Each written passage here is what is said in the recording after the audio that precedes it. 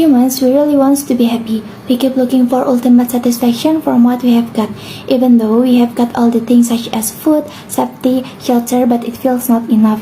As we know, humans are creatures that are never satisfied with anything. No matter how much we have something, we will not get that much satisfaction. The more we search, the more we can find it. So, is there a solution to this dissatisfaction? The solution for humans is not to feel lacking in the things they already have. Dr. Kasim Al-Mashat, as the speaker on the topic of this discussion, found something real, something that clearly makes why, as humans, we are never satisfied. So the answer to all this question is our mind. The answer to everything that can help us to feel content is mindfulness meditation. So how can our own thought contribute to the dissatisfaction we feel? Dr. Kasim Al-Mashat explained that the lack of human dissatisfaction is in negative thought. The negative thing can be in the form of comparing ourselves to other people, which can cause us to feel less. He has tried mindfulness meditation to apply to his client. Likewise with himself, who tried this way to silently live his life. He went to meditate for 6 months in silence. Therefore, he wants to tell us about mindfulness meditation, whereby it is hoped that we can find our happiness, satisfaction, and reduce suffering in life until we can reduce the existing pain.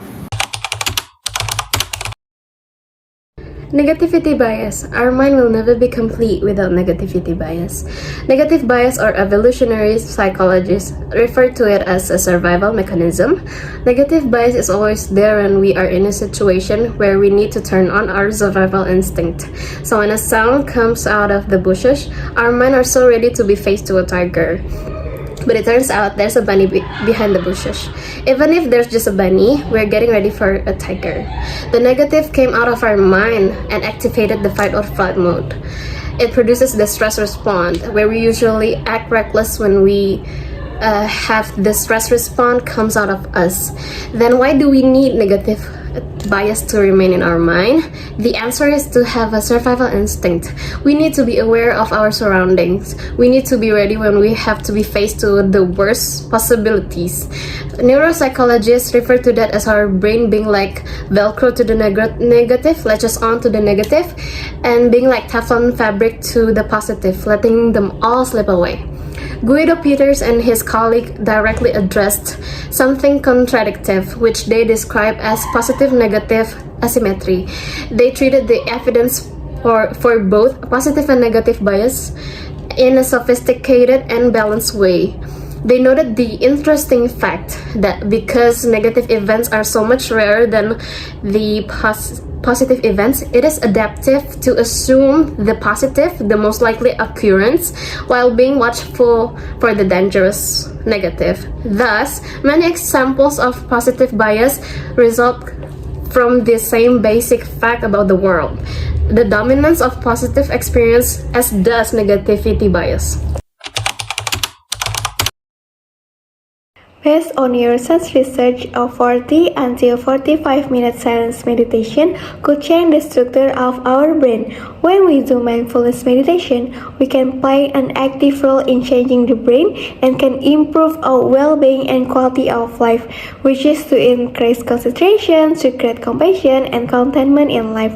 Mindfulness meditation teaches to train a mind to be concentrated at once, to be purified of the mind. Peace and happiness can be achieved because we can counter thoughts and emotions that will then trigger the sincere and willing feelings that will follow with gratitude for what we have. Mindfulness meditation is also a practice for slowing the pace of the mind, calming the mind and calming the body. And the study of quiet meditation by Salazar PhD from MGH Psychiatric Neuroimaging Research Program, finding increased density of gray matter in the hippocampus known to be essential for learning and memory, and the structure associated with self-awareness, compassion, and introspection. Reports on stress decline are also correlated with gray matter density in the amygdala known to play a significant role in anxiety, and stress. It is interesting to see brain plasticity, and that by practicing meditation, we can play an active role in changing the structure of the brain. In my explanation of this, I offer no critique of mindfulness because of the study being conducted. It proved that mindfulness can change the structure of our brain.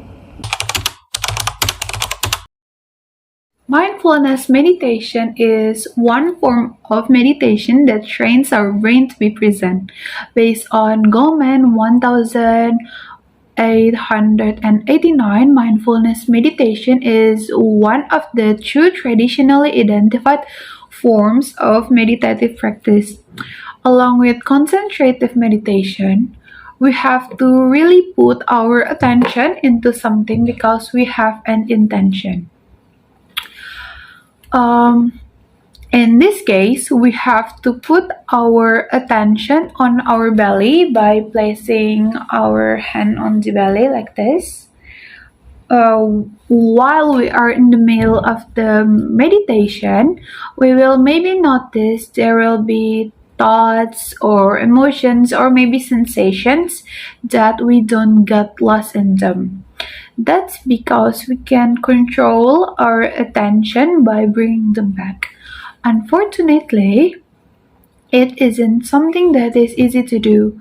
We need a lot of patience and practice to deal with things that can distract our attention.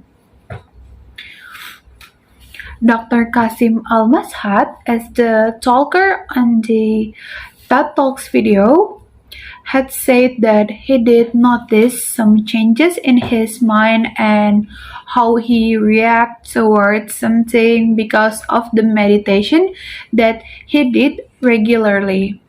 It was the positivity that began to fill his head. He began to see things in a different way. No negativity on his mind, only positivity and much understanding. Meditation could have so many effects. It could play a big role on it could play a big role on our cognitive, physiological, emotional behavior, relationship with yourself, and also relationship with others. Mindfulness practice could also give improvement on our mood and anxiety symptoms by reducing the tendencies on how we react to negative thoughts. That's why I highly recommend us to do mindfulness meditation. As has been written above, meditation isn't something that is easy to do. But once you get used to it, it will become a habit. And sooner or later, directly or indirectly, you will feel the impact of the meditation.